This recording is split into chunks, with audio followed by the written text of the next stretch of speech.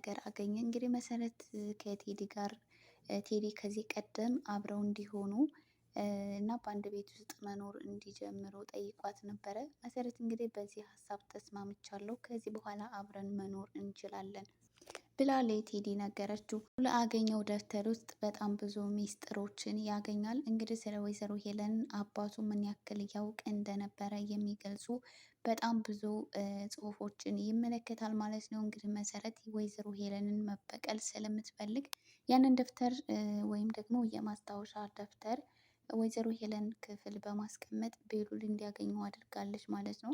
እንግዲህ መሰረት ያንን ደብተር እዛ ክላስ ውስጥ ያስቀመጠችው ወይዘሮ ሄለን እንድታገኘው ቢሆን ወይዘሮ ሄለን ምንም ይሁን ምንም ብታገኘው ምንም አይመስላትም። ምክንያቱም ያንን ደብተሩን ማንም ሰው እንዳያገኝ አድርጋ መደበቅ ትችላለች ማለት ነው። ነገር ግን መሰረት እቅዷ ቤሉል አግኝቶት ስለ ወይዘሮ ሄለን ማንነት እንዲያውቅና አባቱ ያስቀመጠለትን ወይም ደግሞ ለልጁ የጻፈለትን ማስታወሻ እንዲያይ ነበር ያደረገችው ማለት ነው።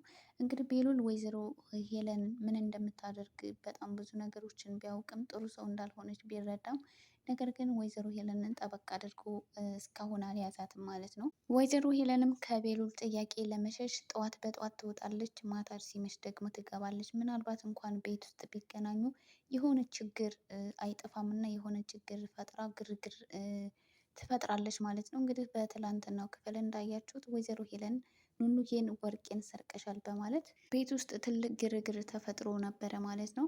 እንግዲህ የወይዘሮ ሄለን ዋናው እቅዷ ምንድን ነው?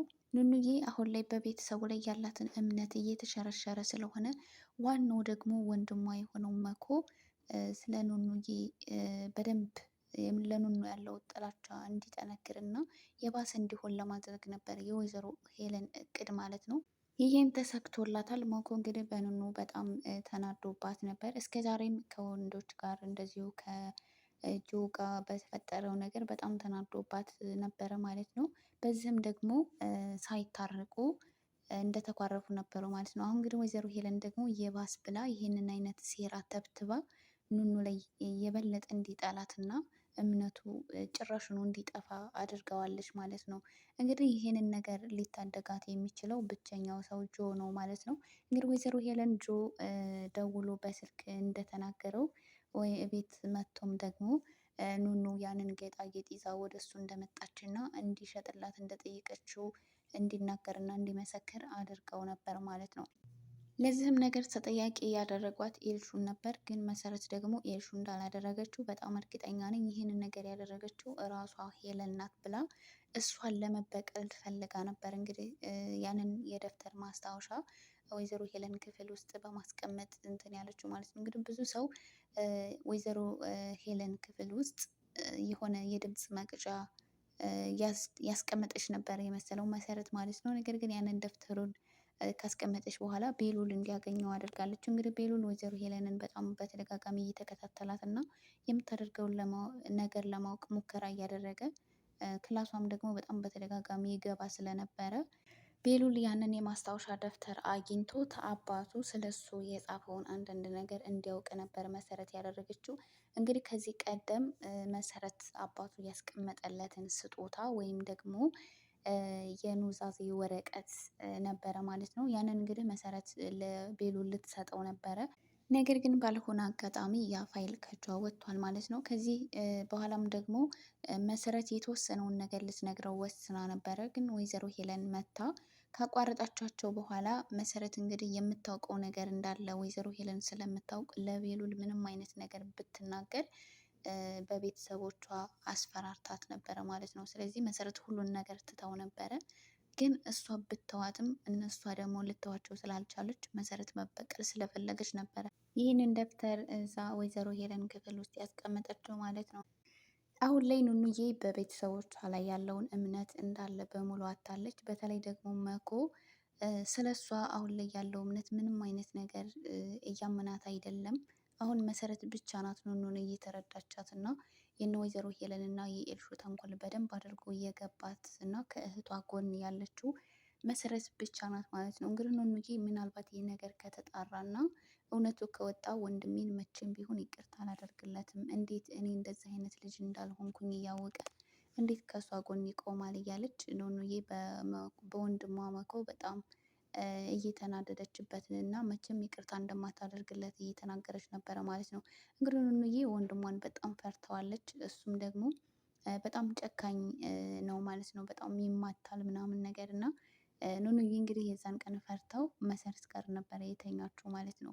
በቃ ሰው በሌለበት ተኛሁበት መጥቶ የሆነ ነገር የሚያደርገኝ እየመሰለኝ በጣም ፈርቻለሁኝ እያለች ኑኑ እንግዲህ ወንድሟን እስከዚህ ድረስ ነው ማለት ነው ስትፈራው የነበረው። ለነገሩ ባትፈራው ነበር የሚገርመኝ። ምክንያቱም እንግዲህ መኩ ይህንን ነገር እንደሰማ ሁሉንም አስወጥቶ በሩን ዘግቶ ነበር ኑኑዬን ሲቀጣት የነበረው። እንግዲህ በዚህ ሰዓት ቤሉል መቶ በሩን ገንብሮት ባይገባና ኑኑን ባያድናት በጣም ይመታት ነበረ ማለት ነው። እንግዲህ ቤሉል ነገሩ ምን እንደሆነ ባይገባውም ነገር ግን ችግሮችን በመነጋገር መፍታት እንዳለባቸው እና እንዴት ነው ሁሉን ነገር በዱላ ማስተካከል የምትችለው እያለ ሲቆጣው ነበረ ማለት ነው። መኮም እንግዲህ ከመካከላቸው እንዲወጣና አንተ የሚመለከት ነገር የለም ብሎት ነበረ።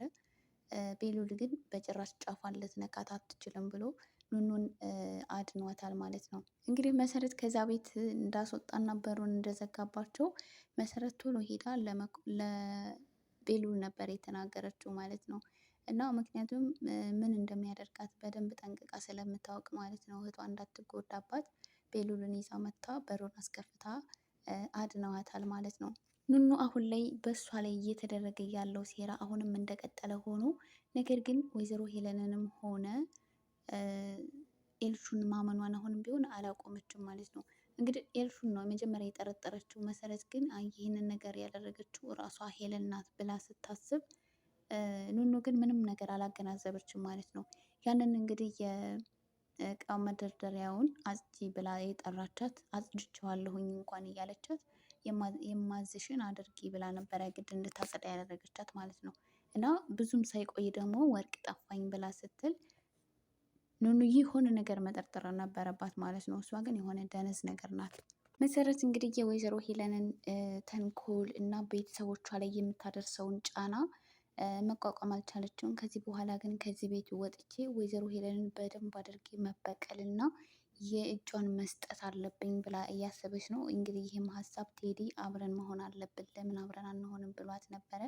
ስለዚህ የመጨረሻ ሀሳቧ እንግዲህ ከቴዲ ጋር ተስማምታ በውጪ ነፃነቷን አግኝታ ወይዘሮ ሄለንን መበቀል ነው የምትፈልገው። ይህንን ነገር ደግሞ እንግዲህ ቴዲ ሲሰማ ምን ያክል ደስ እንደሚለው መገመት በጣም ከባድ ነው። እንግዲህ ምክንያቱም ቴክስት አድርጋለት ነገ በጣም የግድ መገናኘት እንዳለባቸው ነበር የነገረችው። እሷ ግን ልትነግረው ያሰበችው በቃ ባልከኝ ሀሳብ ተስማምቻለሁ ከዚህ በኋላ አብረን መኖር እንችላለን የሚል መልሷን ልትመልስለት ነው። እንግዲህ ቴዲ ይሄንን ነገር ሲሰማ በጣም ደስ ይለዋል። ወይዘሮ ሄለን ደግሞ ጨርቋን ጥላ የምታብድበት ጊዜ ነው።